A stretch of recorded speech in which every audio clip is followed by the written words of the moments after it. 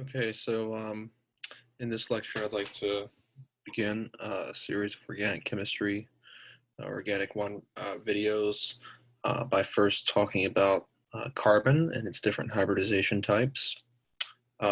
So carbon, of course, is an atom that is tetravalent.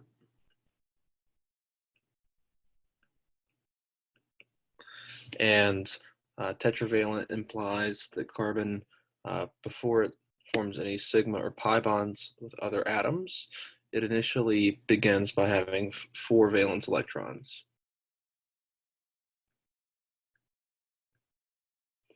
And of course, all second row atoms demand to have an octet, and therefore carbon is going to need to share 4 electrons with another 4 electrons from various other atoms. So it's going to need to make 4 bonds. And there are 3 different common ways for carbon to make 4 different bonds. So if you have 4 single bonds or 4 sigma bonds, that carbon atom is sp3 hybridized, as we will prove in just a minute. If there is a double bond, then that indicates there are 3 sigmas and 1 pi bond. A carbon with a single pi bond is sp2 hybridized. And finally, if there are 2 sigma bonds and 2 pi bonds, then that central carbon here is sp hybridized. Or sp3 refers to 4 domains of electrons.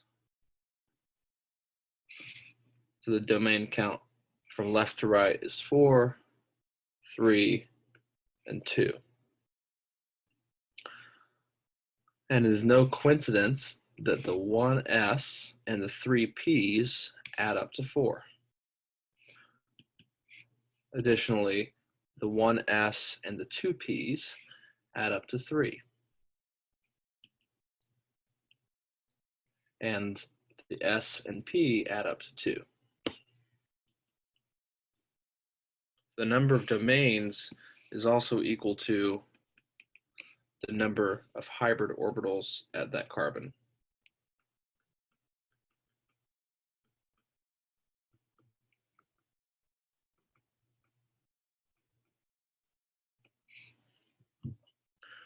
Okay, so every carbon atom is going to initially begin with an atomic number of 6 before bonding, and that atomic number of 6 indicates that there are 2 electrons in the s orbital. This is the core. And then there are 4 electrons in the valence orbitals. And those valence orbitals are going to be the ones that are involved in bonding. So everything we do in this class is going to be with valence electrons, not core electrons. And so we're going to ignore the core electrons of carbon. So let's begin to discuss how we get an sp3 hybridized carbon, starting out with atomic orbitals.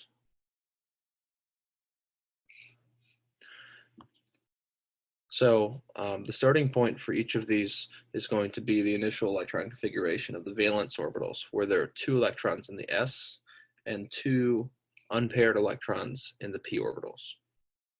And these could be in any one of these 3. Hybridization means you take the 3p orbitals and you mix it with the s orbital and you stir it up, and then you divvy it out into equal portions, and you'll get a hybrid orbital as the result. But the way that we determine it needs to be sp3 hybridized is that there are 4 domains, or 4 groups of electrons. And if there are 4 domains, that means this carbon needs 4 hybrid orbitals, 1 to bond with each hydrogen. And if we want to make 4 hybrid orbitals, we need to mix the same number 4 atomic orbitals.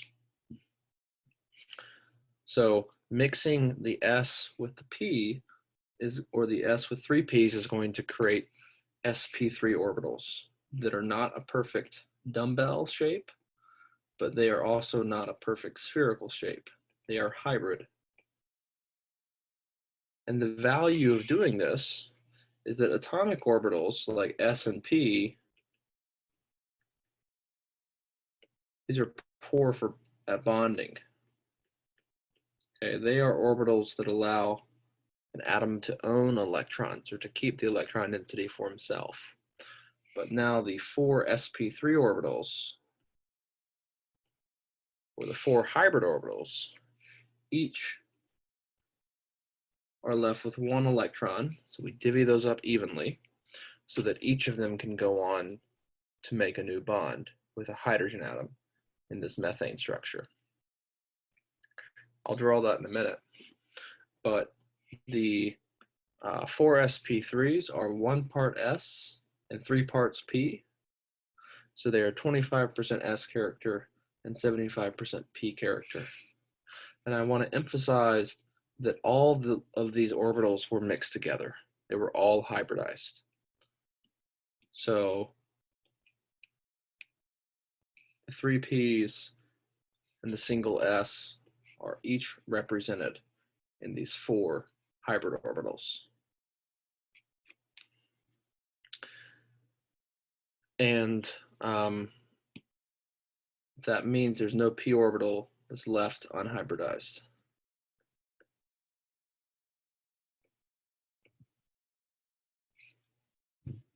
So now that central carbon takes those sp3 orbitals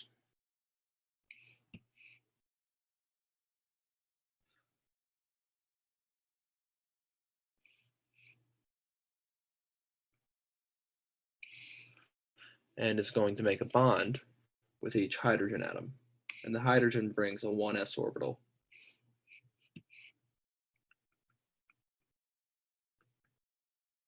So the 1s orbital has a single electron in it. And the sp3 orbitals we showed had a single electron. And those now make 4 head-on or on-axis sigma bonds.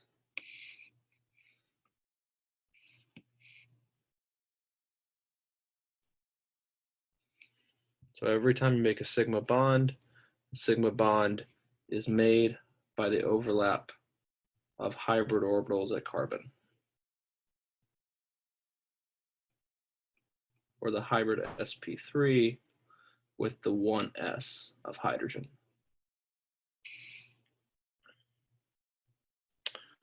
Okay, so that's an sp3 atom. And just know that sp3 will cause that molecular geometry to be tetrahedral, assuming that all of these domains are atoms and not lone pairs,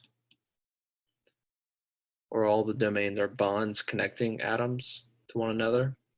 And tetrahedral atoms that are purely tetrahedral are 109.5 degree bond angles. That's referring to this bond angle here. Okay, so now let's move on to the next hybridization type, which is sp2. So this carbon is sp2 hybridized, which means that it has trigonal planar geometry. And this bond angle is not a perfect 120, but it's pretty close. Okay, it would be a perfect 120 if all of the groups attached were identical, but oxygen is more electron rich than hydrogen, and so that OCH angle is actually a little bit bigger than 120. So we're going to start at the same point where we have 2 electrons in carbon's 2s orbital and 2 electrons in the p orbitals.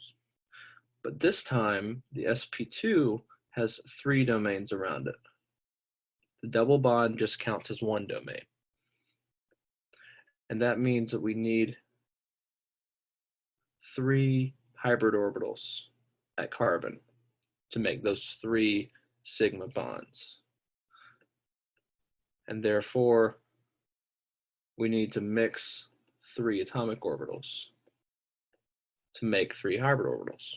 So you always mix the s orbital because the s orbital is the lowest in energy, or it holds electrons the tightest, has the greatest electronegativity. Electrons are most stable in an s orbital. And then we're going to mix 2 of the p orbitals. And that's going to create 3 sp2 orbitals. One of the p orbitals is going to be left over.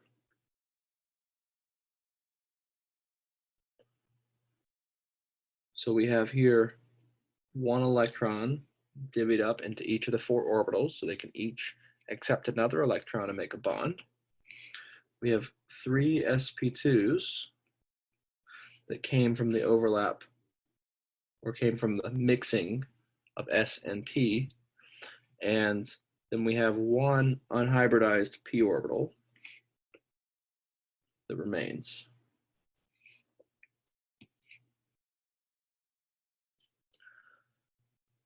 So now each sp2 is 1 part s and 2 parts p, or has 33% s character and 67% p character.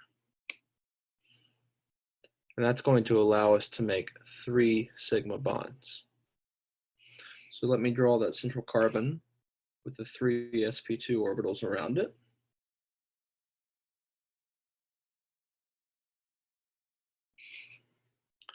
And perhaps I should make them a bit more spherical.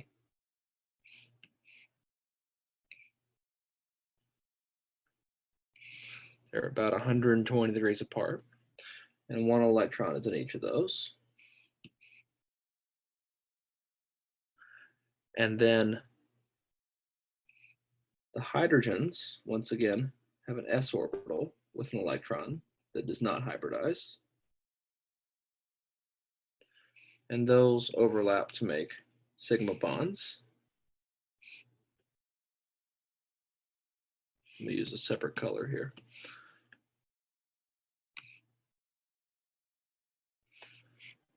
And there's another sigma bond with the oxygen. The oxygen has 2 lone pairs and a bonding domain, so it also is sp2 hybridized. So the oxygen also has an sp2 orbital with an electron, an sp2 orbital with a lone pair, and another sp2 orbital with a lone pair. And these overlap. They would need to be opposite spin to make a sigma bond here. They overlap to share electron density along the bonding axis. Okay. So you have 3 sigma bonds at that carbon.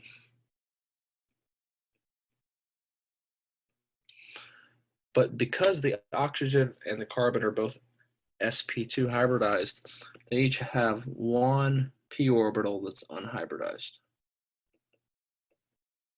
which I've shown here in red. It's 1 2p orbital, right? It's in a 2 valence shell, but it's a single orbital. And that p orbital is going to sit in the z-axis, perpendicular to the xy plane. And 1 electron is in carbon's 2p orbital, 1 electron is in oxygen's, and those are going to overlap to make a pi bond. And the p orbitals overlap above and below the plane. That is pi. Whereas this here is sigma.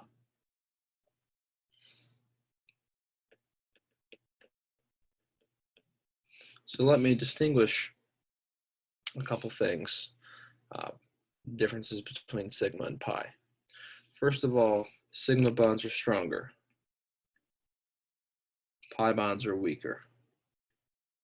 The reason sigma bonds are stronger, or they are favorable, is because they have on-axis orbital overlap. Or you can take an axis, the x-axis here, and the electrons are in between the nuclei, right? They are right here, in between the nuclei.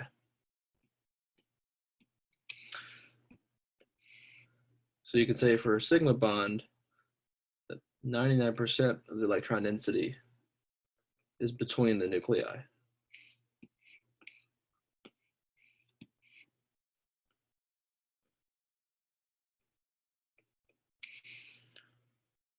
So for pi bonds, they are weaker. They are off-axis.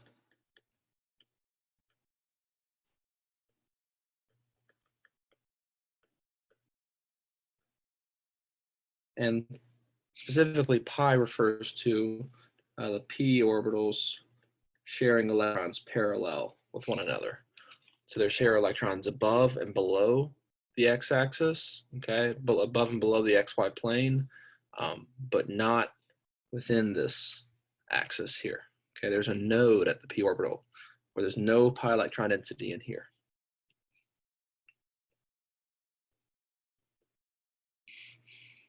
So for those, or pi bond, you can say for sure there's 0 electron density between the nuclei because that space is already occupied by sigma electron density. Okay.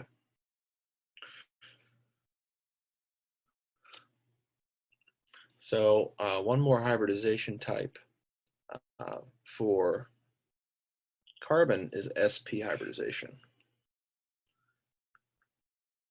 And sp hybridization is when you have two domains or a linear geometry such that this CHN bond angle is 180 degrees. And if it's sp, then it's going to need to make two sigma bonds, or it needs to have two hybrid orbitals at carbon to do that. To have two hybrid orbitals at carbon, we need to mix two atomic orbitals. So same starting point for unhybridized carbon, but this time we're simply going to mix the 2s orbital with one of the 2p orbitals.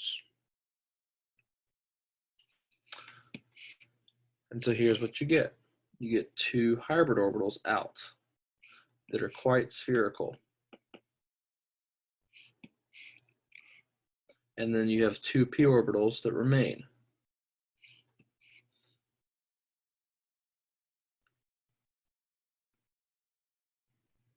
And one electron goes in each.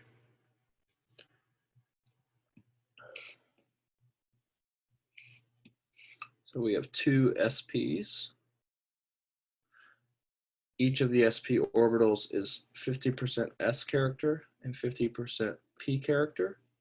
So these have by far the most S character, and we'll find out soon that means they are the most electronegative of any hybridization type. So the two unhybridized orbitals in the Y and Z axes are the P orbitals.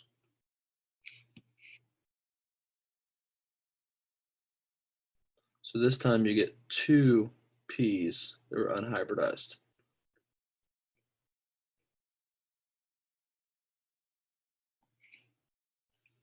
What that means is you can make two pi bonds.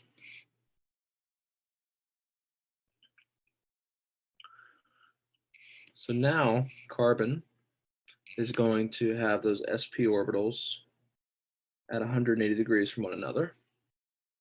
And on one side, the hydrogen with its s electron is going to come in and make a sigma bond, or an on-axis overlap here.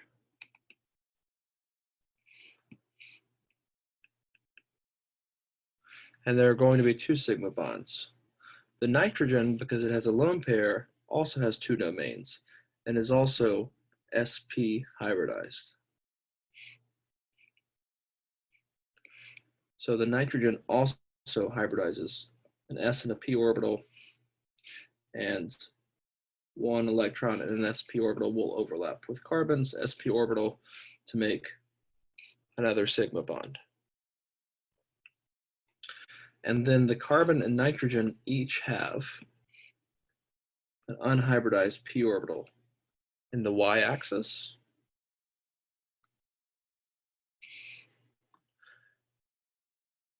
And let me emphasize these in a different color here.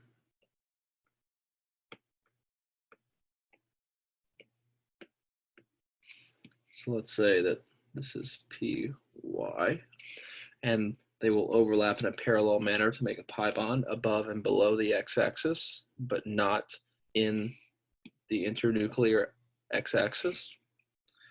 And then there's a second p orbital pair that's perpendicular to the first. Okay, so this is coming in and out of the page.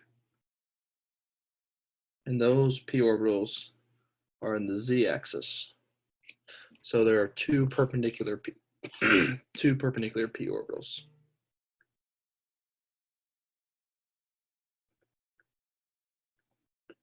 Anytime you have an sp atom, that atom has two perpendicular p orbitals on it. That's what causes it to have linear geometry, where the sigma bonds are 180 from one another. Okay.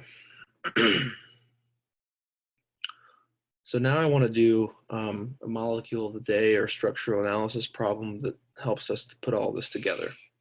And I'll first simply start by counting up the different hybridizations of carbon.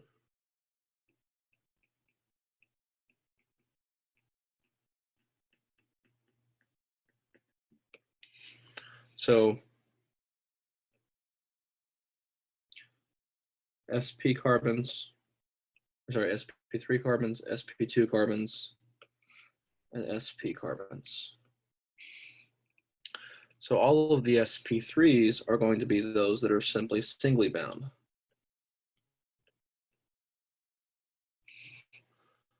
All right. So every carbon in this structure will have 4 bonds. For example, if you find this one here, well, it has 2 bonds, 1, 2, that are shown to other carbons. But that means it must have 2 implicit hydrogens on it, so that it has 4 bonds, or an octet. Okay. So the hydrogens are not drawn on carbons, and the carbon atoms are not drawn, but the carbons are all of the endpoints and the vertices, while the hydrogens on carbon are implicit. So here we have a singly bound carbon, another singly bound carbon. Right, these carbons are only bound via sigma bonds, as are these two. And the other one that's only singly bound is that one. So we have a total of 6 sp3 carbons. Sorry, there's actually one more right here. It's easy to miss. There are 7. That sp3 carbon has 2 hydrogens on it. Okay, so then the sp2 carbons. These are going to have 1 double bond touching them.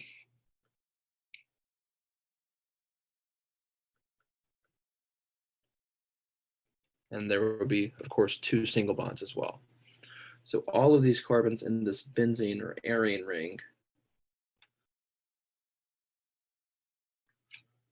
are singly bound twice, doubly bound once. Okay, you can prove that. For example, there's a hydrogen here. So there's a single bond, and a double bond.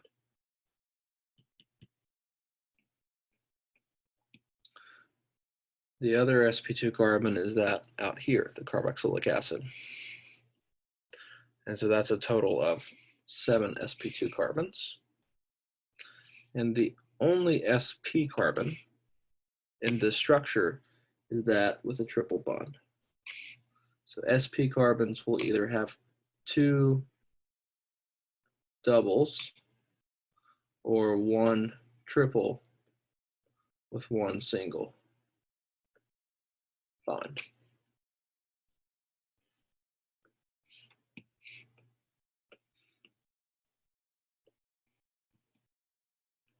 Okay. So next, we can come up with a molecular formula. And it looks to me like there's a total of 15 carbons so far. We've counted those up. And then we next add the hydrogens. So the hydrogens on carbons are implicit. And I'll draw those in here, or I'll draw in the number of hydrogens. So the hydrogen count will be in blue. There's one hydrogen on this carbon because it already has 3 bonds. There's 0 hydrogens here. 2 on this carbon, it only has 2 bonds shown. There's 1 hydrogen here. There's 0 hydrogens there. It's already got 4 bonds. There are 2 hydrogens here. It's sp3 with 2 H's and 2 single bonds to carbon. 2 hydrogens here. 1 here. 1 there. 2 here. 3 there. Okay.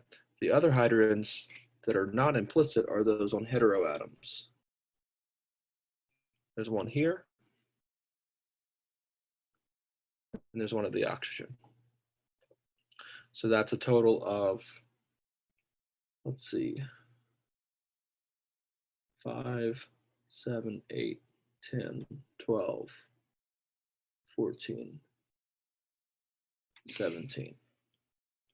And you want to probably count that twice because getting this molecular formula correct can help you check some other answers on these problems.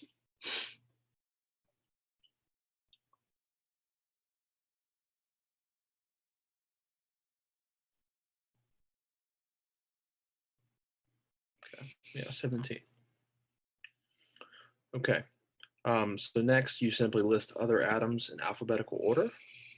So there's 1 nitrogen, there are 2 oxygens, and there's 1 sulfur. So now let's label the hybridizations of the other heteroatoms.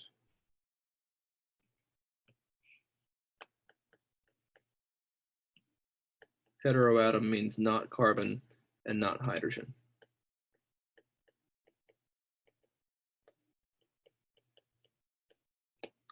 And to do this, you must first fill in any implicit lone pairs. Nitrogen is making 3 bonds, so it needs 1 lone pair to have a 4th pair of electrons in an octet. Oxygen is making 2 bonds, so it needs 2 lone pairs. Each of these oxygens will have 2 lone pairs as well, because they are each bound twice, and they need 2 more pairs to have an octet of 8. Sulfur is making 2 bonds, and it has 2 lone pairs. So there's a total of 9 lone pairs in the neutral structure. And those are implicit. So the oxygen here has 2 lone pairs and 2 single bonds, where it is sp3 hybridized. The nitrogen here has a lone pair and a triple bond, so it has 2 domains. The triple bond just counts for 1, so it's sp hybridized. The sulfur has 2 bonds and 2 lone pairs, so it has 4 domains, or it's sp3 hybridized. The oxygen has 2 lone pairs and 2 bonds. It is an apparent sp3, but it's actually sp2. And that sp2 hybridization is due to resonance, which we will discuss in the next video. So hold on to that. This oxygen has 2 lone pairs and 1 bonding domain, which is a double bond, so it's sp2 hybridized. Okay. So some other structures that you might be asked is how many sigma bonds are comprised of the orbital overlap of an sp3 carbon overlapping with an sp2 carbon. So we want to look at all the single bonds that are between an sp3 and an sp2 junction. I'll put these here in pink. So I'm going to find where these red and purple dots connect. Here's an sp2, sp3 linkage, as is this one, as is that one. That's 4. Here's one more, 5. So there are 5 sp2 to sp3 sigma bonds. Another thing you may be asked is the total number of pi bonds, right? Well, there's going to be 1 pi per each double bond, and there are 2 pi bonds per each single bond. Sorry, 2 pi bonds per each triple bond. Right, so whenever you have a multiple bond, every bond after the first one is a pi bond that's in the y or x or z axis, depending on where the sigma bonding axis is understood to be. So the pi bonds I'll highlight here. We'll put these, well, let's put these in a different color, green. So there's a double bond there, that's pi, pi, pi. And then 2 of these are pi bonds. And 1 of this C double bond is a pi bond. So in the neutral structure here, you have 1, 2, 3, 4, 5, 6 pi bonds.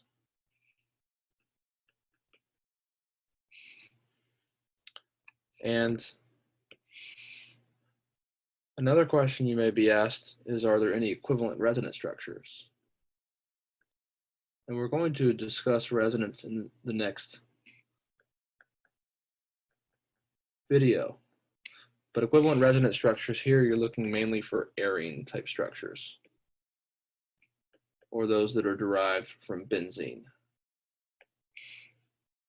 The arene here is this 6-membered ring where each atom is participating in 1 double bond. Okay. If that's a yes, then yes, there are equivalent resonance structures, because you can simply push these electrons around to delocalize them, and the molecule that results is really the same molecule as the first, and they're the same energy. So there's equivalent resonance form. Okay. Other functional groups in this molecule include an sp3 sulfur between 2 carbons, that's known as a thioether or a sulfide. Same thing. An sp nitrogen triply bound to a carbon, that's known as a nitrile or a cyano group. Those are synonymous. An alcohol,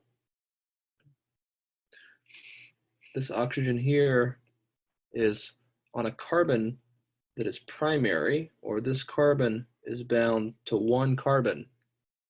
Okay, this bond here, it's bound to 1 carbon, the carbon in the ring. So it's called a primary alcohol. We said we have an arene.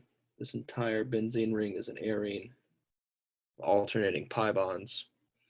And this functional group here is a carboxylic acid.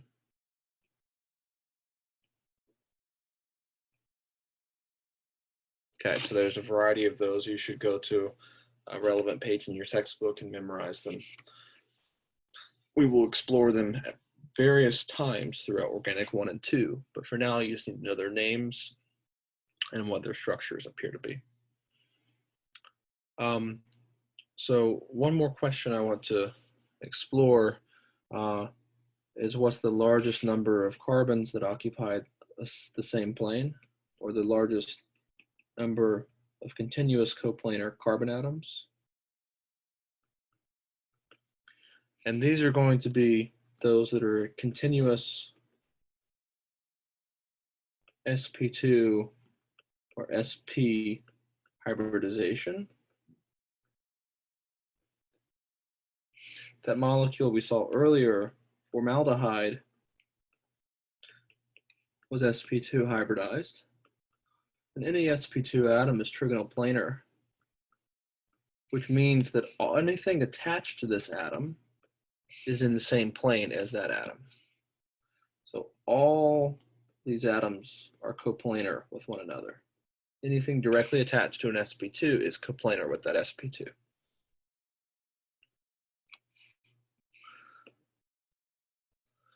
So if we want to look at the continuous or the largest number of coplanar carbons, I'll circle those above, and we start with the densest region of sp2 carbons, which is the arene. From this sp2, you can go out one carbon to an sp3, because that sp3 is coplanar with the sp2 it's attached to, but you can not go any further. And then you can go around out to the first sp3. Okay, collect the first sp3 here, the first sp3 there.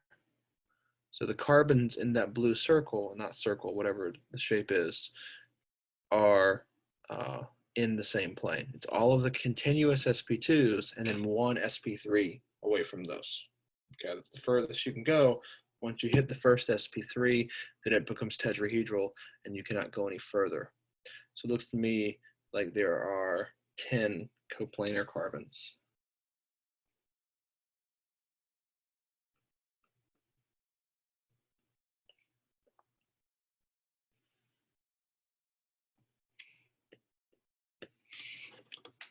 Okay, so to understand a bit more about pi delocalization and resonance and hybridization, you can now watch my next video at chemguides.com, which will deal with resonance and those related concepts.